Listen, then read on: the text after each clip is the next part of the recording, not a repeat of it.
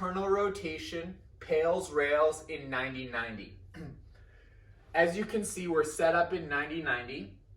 We're doing the right hip on this hip to do internal rotation. You want to try and feel the stretch through the top of the leg and deep in that hip capsule. You'll know you've really gotten it when it feels weird and not really comfortable, but you know you're in the right spot when you feel that. If you don't quite feel it, you're going to try and sit your right butt cheek towards the ground to create that internal rotation of the hip. We are going to do our full 2-minute passive stretch when we go through this, followed by pails and rails. When we get to pails and rails, we have to remember body tension, irradiation, and basically trying to drive rotation. Always remember, in a true rails contraction, you will not move, and that's okay. If you need to, you can use blocks for stability and comfort for your hands, your shoulders, and that sort of stuff. Still feel your stretch here.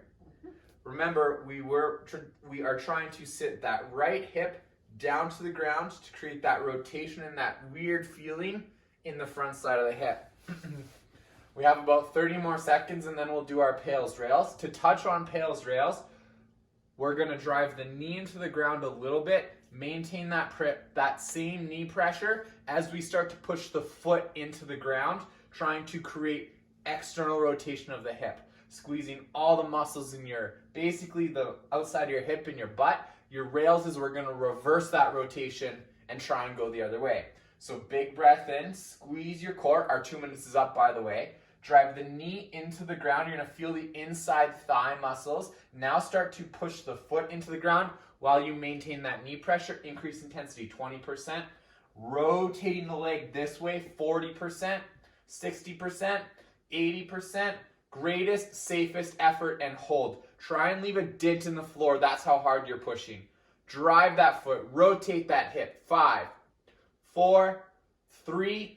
Lock the body in. Don't move. And rails. Try and rotate the other way. You're going to try and rotate your thigh towards the ground and lift that foot up. The foot will not lift, and that's okay. Squeeze it out. Just make sure your intention is high and you're squeezing.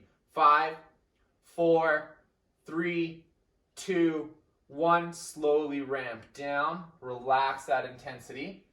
Maybe you gained access to a little bit more range of motion, so sit back into that and wait. We do wait 30 seconds between our first and second set. Again, really focus on driving the rotation. That is key here. How do you feel? Good. All right, 30 seconds is up. Big breath in, squeeze. Drive the knee into the ground. Maintain that knee pressure. Start to rotate the foot into the ground. Trying to rotate the leg this way. 20% of your intensity. 40%, 60%, 80%. Greatest, safest effort and hold. Bury that foot into the ground. Rotate the leg this way. Squeeze it out.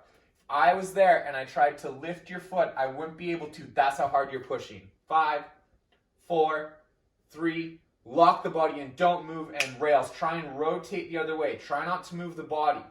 Rotate that opposite way. Squeeze it out. Trying to rotate that foot up. Squeezing all that hip. Try and give yourself a hip cramp. 5, 4, 3, 2, 1. Ramp down.